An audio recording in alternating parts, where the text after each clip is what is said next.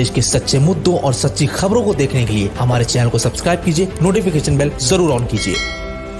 मैं आपसे मिलने स्पेशली दिल्ली से आई हूं और मैं चाहती हूं कि आप आज कौम का और बच्चियों का एक इंस्पिरेशन है और खासकर मुस्लिम समाज ही नहीं, नॉन मुस्लिम समाज, मेरा सिख समाज, मेरे तमाम समाज के जो लोग हैं, जो बेटियों वाले हैं, वो आज आपको बहुत इज्जत से देख रहे हैं। वो चाहते हैं कि आपसे बात करें, आपके दिल का दर्द और आपकी आज तो आप एक इंस्पिरेशन लेके लड़कियों के लिए चली हैं। आप क्या सोचती हैं? आप पहले अपने बारे में बताइए और उस वक्त की घटना बताइए, आखिर उस वक्त हुआ क्या था। अस्सलामुअलैकुम एवरीवन।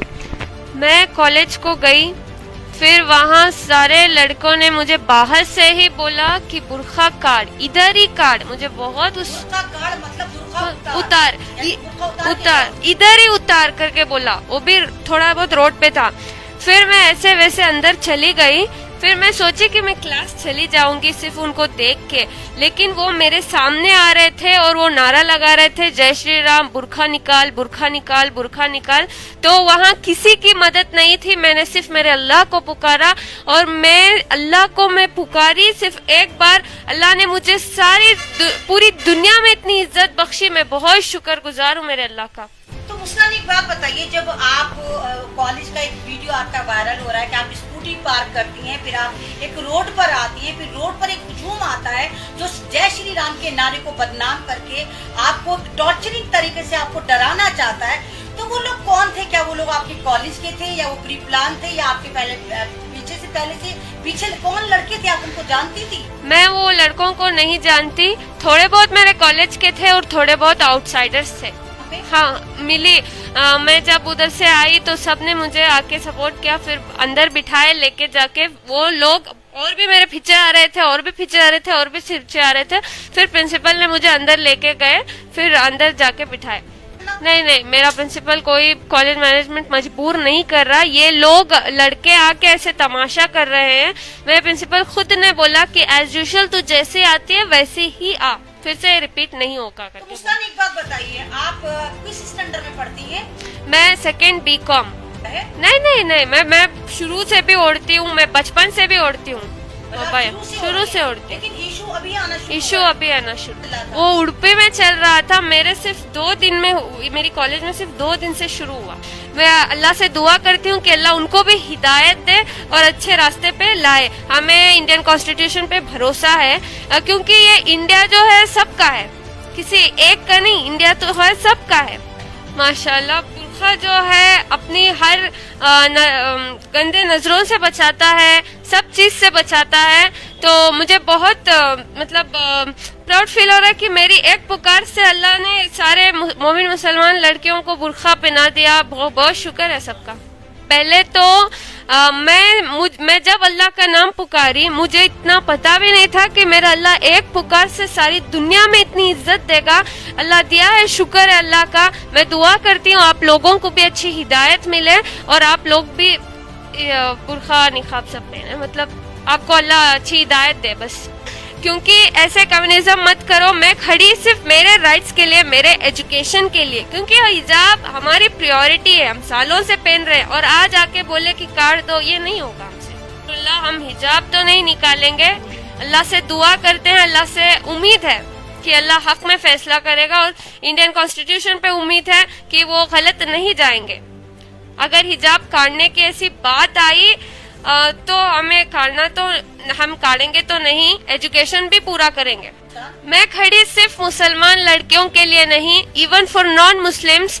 जाओ अपने राइट्स के लिए लड़ो आप, कोई साथ नहीं आने वाला, आप खुद खड़ो, तभी आपका जो आपको राइट्स है वो मिलेगा। मेरे साथ मुस्कान थी और ये इन्होंने जो एक मैसेज दिया कि जिस तरह लोग इसको एक पॉलिटिकल करने की कोशिश कर रहे हैं, मैंने आपसे पहले भी लगातार कहा, क्योंकि भारत में इस वक्त बीजेपी की करारी हार साफ नजर आ रही है। तो कहीं ना कहीं मुस्लिम समाज को ये समाज टारगेट करता चला आ रहा है और उसके लिए जो आतंकवादी ग्रुप है RSS यही काम करता है और ये उतर पड़ता है सड़कों पर और जय श्री राम के नारे लगा के उस प्यारे से नारे को भी बदनाम करता है। जय श्री राम के नारे को एक आतंकवाद नारा बनाकर डाल दिया।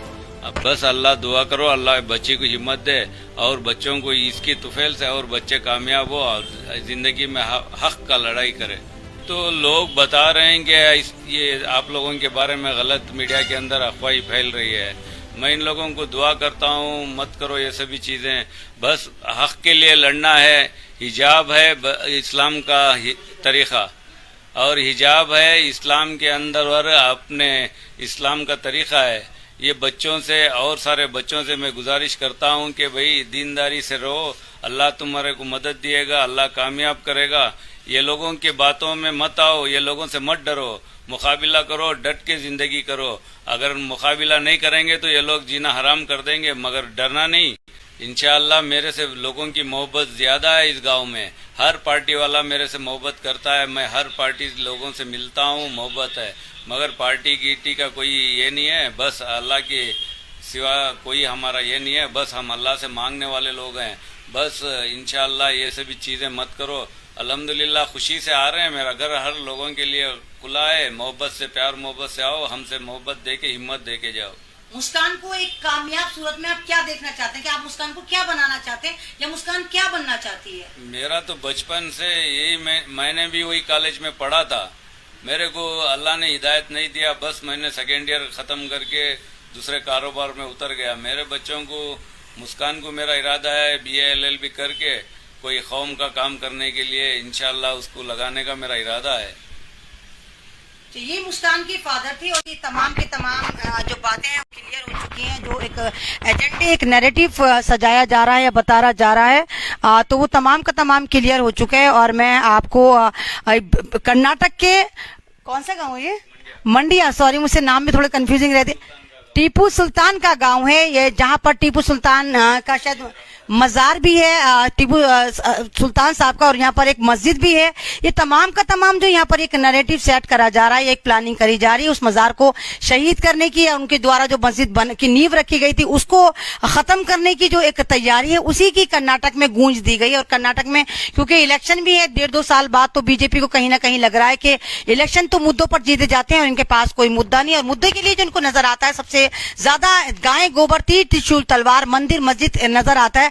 और ये मुद्दे इतने पुराने हो चुके हैं, राम का नाम भी इन्होंने इतना बदनाम कर दिया, जिस तरह इन्होंने राम मंदिर के नाम पे घपड़ घोट और घोटाले करे कि 2 रुपए की जमीन 2000 में बेची और खरीदी, तो वो मुद्दा भी पुराना होता नजर आ रहा है। और इस पॉलिटिकल एजेंडे में अभी एक नया तड़का लगाना चाहते हैं, और इसकी शुरुआत इन्होंने हिजाब को लेकर कर्नाटक से शुरू कर दी, और हिजाब को बदनाम करके या हिजाब पर पॉलिटिक्स कर ये एक तरह के समाज को लगातार टारगेट करते चले आ रहे हैं। लेकिन ऐसा नहीं होगा। भारत एक कॉन्स्टिट्यूशनल देश है जहां पर राजनीति जो तमाम का तमाम है वो संविधान से चलता है, और संविधान जो हमें इस बात की इजाजत देता है कि हम बुर्का ओढ़ते हैं या साड़ी पहनते हैं या सिंदूर लगाते हैं या मंगलसूत्र पहनते हैं, या हम किसी भी मजहब को जाकर फॉलो करते हैं, वहां पर हमारा संविधान या कोई भी पॉलिटिकल पार्टी ना तो हमें मजबूर कर सकती है, ना हमें टॉर्चर कर सकती है। और जब आप खुद बताइए, जब पार्लियामेंट में साध्वी प्रज्ञा एक चोला पहनकर जा सकती है, एक भगवा चोला पहनकर जा सकती है, उत्तर प्रदेश के अपने आप को प्रधानमंत्री समझने वाले योगी आदित्यनाथ खुद एक चोले में जा सकते हैं, तो फिर मुस्लिम बच्चियां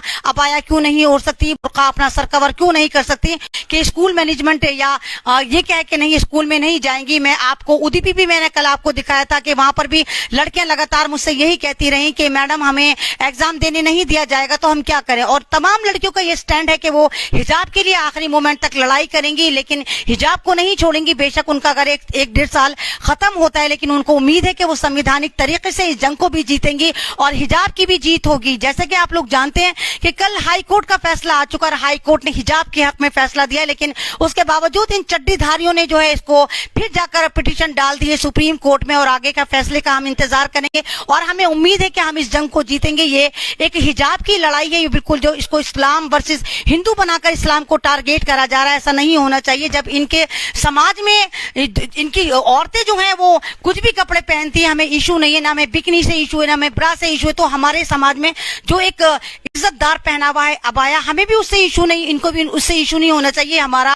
उसकी फैमिली के घर में से मैंने आपको लाइव करने की कोशिश करी, कुछ बोलने की कोशिश करी। बस मेरा यही है कि आप तमाम लोग हिजाब को प्रोटेक्ट करें, हिजाब के लिए उठें और इन बच्चियों को प्रोटेक्ट करें। इनकी उम्र बहुत कम है, 14 साल से लेके 21-22 साल तक ये लड़कियां हैं जो इस जंग को जीत रही हैं। जिस तरह शाहीन बाग की औरतें बैठी थी, जिस तरह शाहीन बाग ने एक मिसाल पैदा करी और दुनिया में अपने डंका बजवाए, इसी तरह कर्नाटक की बच्चियों ने एक डंका बजवा रखा है और ये अकेले दम पर अपनी इस जंग में उतरी हुई है और अल्लाह ताला से उम्मीद है कि हम इस जंग में कामयाब होंगे और अल्लाह ताला के बाद हमें अपने भारत के संविधान पर यकीन है कि हमें यहाँ पर इंशाल्लाह कामयाबी मिलेगी और फैसला हमारे हक में आएगा। लाइव अच्छा लगता है तो आप इसको शेयर करिए। मुस्कान की आवाज को दूर दूर तक पहुंचाने के साथ कर्नाटक के हिजाब को बचाने के लिए एक मुहिम आप भी चलाई और जिस तरह आप जानते हैं कि राजस्थान में भी लड़कियों ने हिजाब पहनकर स्कूल जाना शुरू कर दिया और ये गुण जो है वो तमाम समाज को अवेयर कर रही है और उनको पता चल रहा है कि हिजाब जो हमारा हक है जिसको हम छोड़ चुके थे। और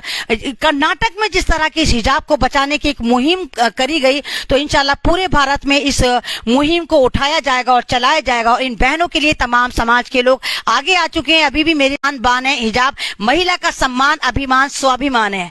अल्लाह हाफिज, शुक्रिया।